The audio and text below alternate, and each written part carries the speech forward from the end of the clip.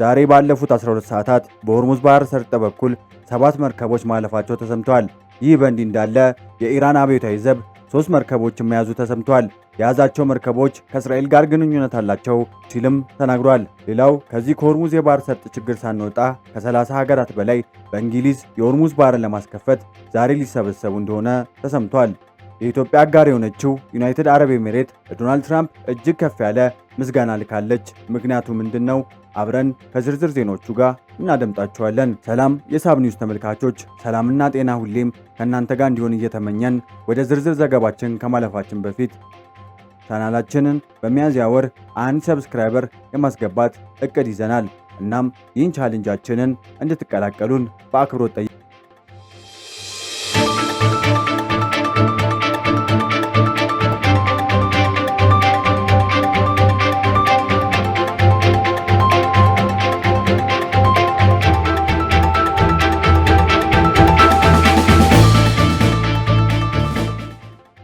ዶናልድ ትራምፕ በትላንትናው ዕለት በኢራን ሊያደርጉት የነበረውን ጥቃት በፓኪስታን ባለስልጣናት መለመናቸውን ተከትሎ መሰረዛቸው ይታወሳል። ዛሬ ግን የተሰማው ይህንን የዶናልድ ትራምፕ ውሳኔ ሊያስቀይር የሚችል ድርጊት በኢራን አብዮታዊ ዘብ ተደርጓል። እናም ኢራን በተደጋጋሚ አሜሪካ የያዘችውን መርከብ እንድትለቅና አሜሪካ ያደረገችባትን ከበባ እንድታነሳ ስትጠይቅ ነበር።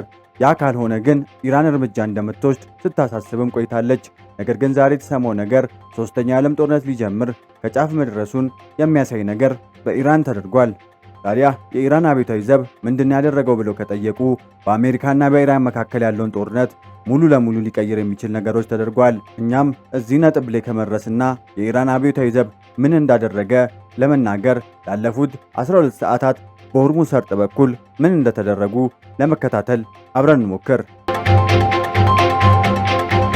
ዛሬ ረፋዳ 5 ሰዓት በምስራቅ አሜሪካ ሰዓት አቆጣጠር መርከቦችን የሚከታተለው ማሪን ትራፊክ በተገኘ መረጃ መሰረት ባለፉት 12 ሰዓት ውስጥ 7 ነዳጅ ጫኝና የጭነት መርከቦች በሆርሙዝ ሰርጥ በኩል አልፈዋል።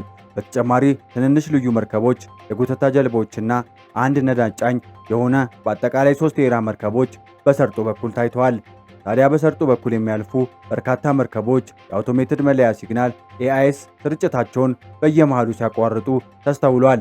ይህ ዩፎሪያ በግሪክ ሰንደቅ ዓላማ የምትጓዘው መርከብ ሲግናሏን ሳታጠፋ በወስመጡ ያለፈች ሲሆን ዛሬ ጠዋት ፍጥነቷ በከፍተኛ ሁኔታ ቀንሳ ከቆየች በኋላ ዳግም ፍጥነት ጀምራ ጉዟን ቀጥላለች።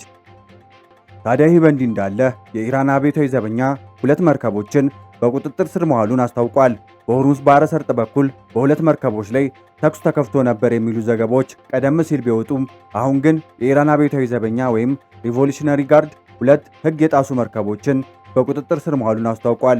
የአብዮታዊ ዘበኛ የባህር ኃይል ዕዝ በመንግስት ቴሌቪዥንና የዜና ወኪሎች በኩል ባወጣው መግለጫ ኤምኤስሲ ፍራንቼስካና ኤፓማንዶስ የተባሉ መርከቦችን ያላስፈላጊ ፍቃድ በመንቀሳቀስና የመርከብ መከታተያ ዘዴዎችን ናቪጌሽን ሲስተም በማዛባት የባህር ላይ ደህንነትን አደጋ ላይ ጥሏል ብሏል።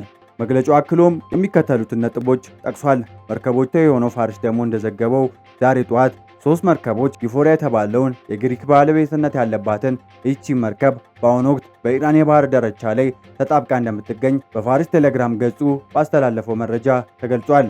አብዮታዊ ዘበኛው ሕግ ጥሷል ያላቸው እነዚህ 2 መርከቦች ኢላማ አድርጓል።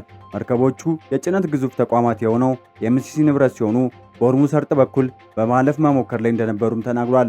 ፋርስ አክሎም 2 መርከቦች ከእንቅስቃሴ ውጭ ተደርጓል ብሏል። ሌላኛው በከፊል የመንግስት የዜና ወኪል ታሳኔም እንደዘገበው ደግሞ አብዮታዊ ዘበኛ ፍራንቼስካና ኤፓማንዶስን በቁጥጥር ስር ማዋሉን በይፋ አስታውቋል። የብሪታንያ የጦር ባህር ላይ ንግድ ኦፕሬሽን ማዕከል ዩኬ ሜቶ ቀደም ብሎ ባወጣው መረጃ በሰርጦ በኩል በ2 መርከቦች ላይ ተኩስ ተከፍቶ እንደነበረ መዘገቡ ይታወሳል። የኢራን ሚዲያዎች እንዲሁ ይዘግቡ እንጂ የመርከቦቹ መገኛ የክትትል መረጃዎችና የኢራን መግለጫዎች ልዩነት አላቸው። የመርከብ ክትትል መረጃዎች እንደሚያሳዩት ኢራን ዛሬ ጠዋት በሆርሙዝ ሰርጥ በቁጥጥር ስር አውያቸዋል ያለቻቸው 2 መርከቦች በአብዮታዊ ዘበኛ እንዳለውም በትክክል በኢራን የባህር ዳርቻ አቅራቢያ ይገኛሉ። ነገር ግን በከፊል መንግስታዊ የኢራን የዜና ወኪሎች ተኩስ ተከፍቶባታና በኢራን የባህር ዳርቻ ላይ ተጣብቃለች ስላሏት ሶስተኛ መርከብ ዩፎሪያ ያለው መረጃ ግን የተለየ ነው። የዩፎሪያ እንቅስቃሴ የማሪን ትራፊክ መረጃ እንደሚያሳየው ዩፎሪያ ትላንት ላርክ ከተባለችው የኢራን ደሴት በስተደቡብ በኩል ሰርጡን አልፋለች። ዛሬ ጠዋት በሰርጡ ውስጥ በተደጋጋሚ አቅጣጫ ስትቀይር ከቆየች በኋላ በምስራቅ አሜሪካ ሰዓት አቆጣጠር 5:30 AM አካባቢ ፍጥነቷን በሰዓት 1 ኖቲካ ማይል ባነሰ ሁኔታ ቀንሳ ነበር። ሌላው ልዩነት ያለው የመገናኛ ቦታ ልዩነት ነው። ዩፎሪያ ዛሬ ጠዋት 6:20 አካባቢ ለመጨረሻ ጊዜ መገናኛዋን ያሳወቀችው በኦማንና በኢራን መካከል ካለ ቦታ ሆና ነው። ይህም አብዮታዊ ዘበኛ በቁጥጥር ስር ከዋላቸው ኢፓማንዶስ እና ፍራንቼስካ መርከቦች መገኛ በስተደቡብ በኩል 40 ኖቲካ ማይል ርቆ የሚገኝ ቦታ ነው። ባጭሩ የክትትል መረጃዎች ሁለቱ መርከቦች በኢራን እጅ መውደቃቸውን ቢጠቁሙም ስለ ሶስተኛው መርከብ ዩፎሪያ ግን የኢራን ሚዲያዎች የሚሉት በኢራን ዳርቻ ላይ ተጣብቃለች የሚለው መረጃ አያረጋግጥም። ኤሜሬት ለትራምፕ ምስጋና አቅርባለች። ዩናይትድ ስቴትስ እና እስራኤል ከኢራን ጋር እያደረጉት ባለው ጦርነት ምክንያት በቀጠናው እርግጠኝነት በሌለበት በዚህ ወቅት የተባበሩት አረብ ኤሜሬት ፕሬዝዳንት ትራምፕ ሊኖር ስለሚችል የገንዘብ ልውውጥ ከረንሲ ስዋፕ ላነሱት ሐሳብ ምስጋና አቅርበዋል። ይሁን እንጂ በዋሽንግተን የሚገኘው የአገሪቱ ኤምባሲ ባወጣው መግለጫ ኤሜሬትስ ከውጭ የገንዘብ ድጋፍ እንደማያስፈልጋት ተደርጎ የሚቀርብ ማንኛውም አስተያየት እውነታን ያልተረዳ ነው በማለት የሀገሪቱ የኢኮኖሚ ጥንካሬ አጽንዖት ሰጥተዋል። ፍራንስ 24 እንደዘገበው ኤምባሲው በመግለጫው የሚከተሉትን ነጥቦች ጠቅሷል። ኤሜሬት በዓለም ላይ ካሉ ጠንካራ ኢኮኖሚዎች አንዷ ናት። ከ2 ትሪሊዮን ዶላር በላይ የሚገመት የሉዓላዊ ኢንቨስትመንት ሀብት ሶቨርኒቲ ኢንቨስት አሴት አላት።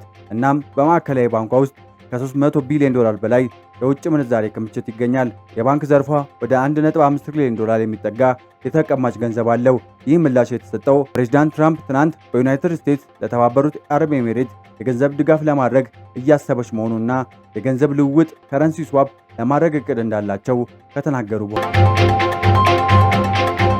ከ30 በላይ ሀገራት የሆርሙዝ ሰርጥን በድጋሚ ለማስከፈት ለንደን ውስጥ ውይይት ጀምረዋል።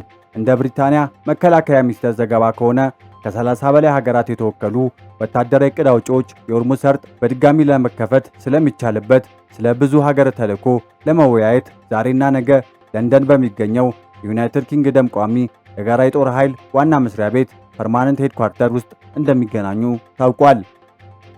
እነዚህ የውይይት መድረኮች ባለፈው ሳምንት በፈረንሳዊ ፕሬዝዳንት ኢማኑኤል ማክሮንና በብሪታንያው ጠቅላይ ሚኒስትር ኬር ስታርመር በጋራ ሰብሳቢነት የተካሄደው ጉባኤ ውጤት መሰረት ያደረጉ ናቸው።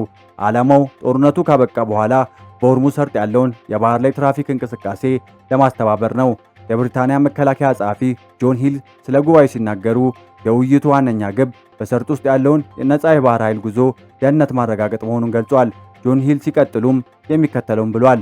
ዓለም አቀፍ ንግድ፣ የኢነርጂ ደህንነትና የዓለም ኢኮኖሚ መረጋጋት የተመሰረተው በባህር ላይ የመጓዝ ነጻነት ላይ ነው። በጋራ ዓላማችን ላይ በመመስረት ባለ ብዙ ወገን ቅንጅትን በማጠናከርና ውጤታማ ለሆነ የጋራ እርምጃ እቅድ በማውጣት ሰርጡን በድጋሚ ለመክፈት የዓለምን ኢኮኖሚ ለማረጋጋትና